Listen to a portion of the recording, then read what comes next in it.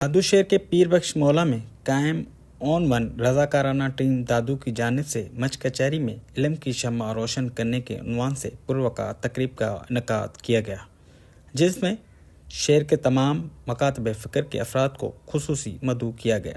اس موقع پر اون ون رضاکارانہ ٹیم کے بانی انجینئر غلام نبی خورائی نے اسکول اور اکیڈمی کے خلاصہ بیان کرتے ہوئے بتایا کہ 2019 سے رضاکارانہ طور پر تعلیم کی فروغ دینے کے لیے کام کر رہے ہیں،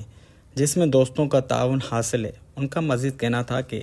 ابھی 200 سے زائد اسکولوں میں بنیادی سہولیات مہیا کی، سیلاب میں 50 لاکھ کا سامان لوگوں میں تقسیم کیا، جبکہ کورونا میں 20 لاکھ کا سامان دیہڑی دار طبقے کی مدد کرنے کے لیے ان کو فراہم کیا۔ انہوں نے مزید کہا کہ اس وقت اسکول اور اکیڈمی کا بنیاد رکھا گیا ہے، جس میں ماہر اساتذہ کی نگرانی میں معیاری تعلیم فراہم کر رہے ہیں۔ ان کے علاوہ طلباء و طالبات کو اسکول کے نصاب تمام دیگر اشیاء بھی فراہم کرتے ہیں، جبکہ تقریب سے نامور ادیب، دانشور، تعلیم دان تابش بخاری نے انجینئر غلام نبی خورائی کی کاوشوں سے سراہتے ہوئے کہا کہ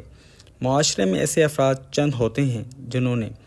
قوم کے مستقبل کی فکر ہوتی ہے۔ غلام نبی خورائی بھی ان میں سے ایک ہیں، جو ہر وقت تعلیم کی فروغ دینے کے لیے ہر وقت تیار ہے۔